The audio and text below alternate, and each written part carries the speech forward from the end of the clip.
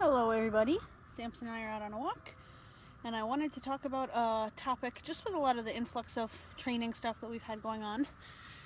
My name is Christina Dowdy. I am the owner and head trainer at Balanced Life Canine Training in Plattsburgh, New York. And put on a mask to give yourself a fun new look. Well, we won't do that right now, you guys. So I'm out walking Samson.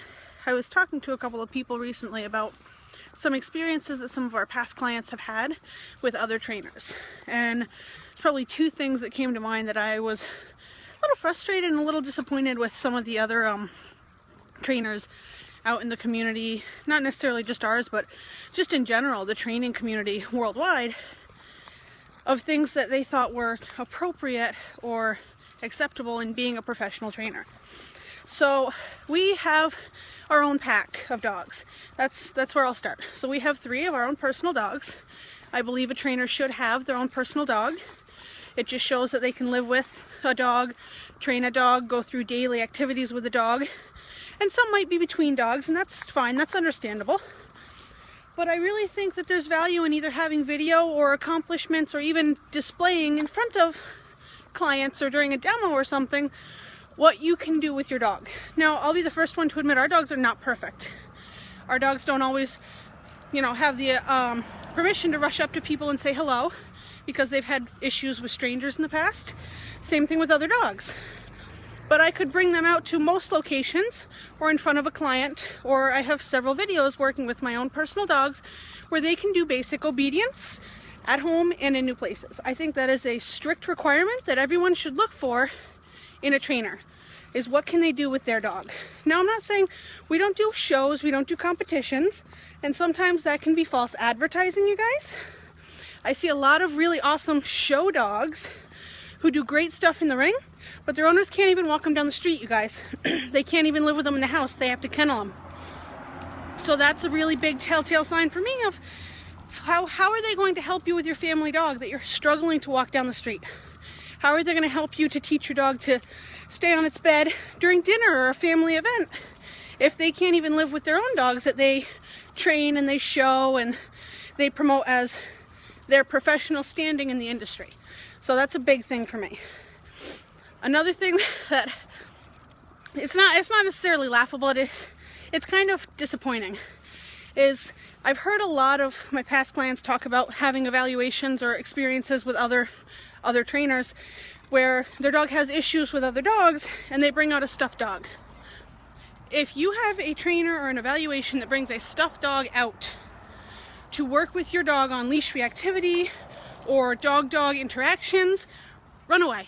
Like, I'm sorry, I don't care what kind of ribbons they have earned. I don't care.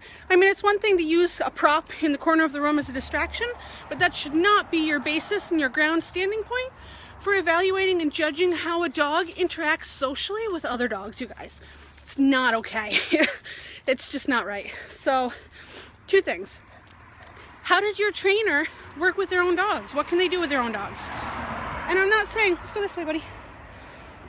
I'm not saying that they have to have world championship titles, but can they take their own dog for a walk? Could they bring their dog out and have it do the basic commands and tasks that they're expecting you to be able to work toward and accomplish with your dogs in doing their training? That's a big thing for me. That and a stuffed dog, you guys. A stuffed dog it's ridiculous. I'm sorry. I would rather take one of my own personal dogs out, and even if we were just walking down at the end of joggers. Sorry, bud. Sorry, guys. Sorry. Of course, I'm taking up the whole sidewalk. I would rather take one of my own dogs and walk at the opposite end of the street or a parking lot back and forth. They don't even have to necessarily interact. If the dog has serious issues, I understand that. But a stuffed dog, or have them interact through a fence or a crate. But you cannot successfully gauge a dog's social capabilities with a stuffed dog. And the other thing, they had dog scent on the stuffed animal. You guys, that's ridiculous. I don't know what the dog scent is, if it's like pee or if it's hormones or what, but there's no lively, open communication, body movement, engagement, anything from a stuffed animal. That's just wrong. I did not see a video of that. Jason, I did not see the video of that. But I've had a couple of people who have had evaluations with their dogs utilizing a stuffed animal, and that's just ridiculous to me. And the other thing is, I feel we as trainers should be able to do at least the minimum of what we expect from our clients. We should be able to take our dogs on a walk, have them do basic obedience commands, and mind their manners. If we can't do that, it's not fair for us to expect other people's dogs that we're training to do that. Hi guys, don't peel. Come on, bud. Good boy.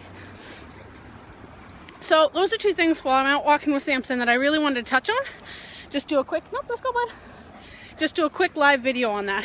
It's been kind of bugging me. And I feel like a lot of people need to start to raise their expectations and their criteria for trainers. All these people who go online and they register with all these different organizations to put letters behind their name, you guys, where's the proof? They don't have proof. They can't do it with their own dogs, and they're telling you to do things that just don't work. It looks great on paper and it's good in a book. And I don't care what kind of trainer you use, everybody. So if you want a pure positive trainer who does no corrections, that's fine. But make sure that they have some type of accomplishment. Like, yeah, they can bring their dog out and have it do basic commands. Awesome, perfect. Go for it. Or a trainer who uses prong collars or remote collars. That's fine, you guys. Whatever training style you want to use, that's okay. But if you're working with someone that's got 20 different letters and certifications behind their name, and they can't even take their own personal dog, and they've been a trainer for what, 10 years, 5 years, who knows how long? They can't even take their own personal dog for a walk down the street and have it follow basic obedience commands. It's not right. You should not be taking people's money. I'm sorry. And I'll come right out and say that, you guys. If I couldn't do the things that I expect my clients to be able to do with my own personal dogs, who, you know, they have their own issues, I wouldn't expect my clients to be able to do it, and I would not charge people money for it. So, stuffed dog, that was a big kicker for me. And make sure that they can do what they say they want you to accomplish in following their rules and their training regime, you guys. Don't waste your money on somebody who's got 20 letters behind their name and can't do anything for you. It's not right, it's not fair, and it's very unethical. So just be careful when you're selecting a dog trainer. You don't have to select me, you don't have to select a balanced trainer, you don't have to select a positive trainer. Whoever you want to work with is fine, but just make sure you're not signing up for trouble and getting yourself into a mess, wasting all this money with somebody who can't give you what you're looking for to accomplish, guys. And we're gonna finish our walk.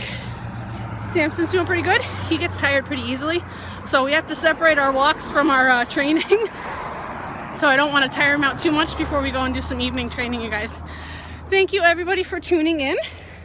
It's kind of long-winded and it was a little bit of a rant, but I feel it was important to get out there, and hopefully it helps other people to kind of just pay attention and really think about, you know, the fact that there's a lot of stuff that people say that they don't actually do in the training industry, in lots of industries. And you just have to be careful who you pick, because you can flush your money down the toilet with a lot of people who aren't going to help you. They're just going to tell you what you should do that doesn't work. Samson, sit. No, good boy. Look at that face. Big old face. All right, guys. I know you're tired already, but we're going to turn around and head back, and then we're going to do a little bit of training later after he takes another nap. Short spurts, buddy, short spurts. Thanks for tuning in, guys. We'll talk to you soon. Bye.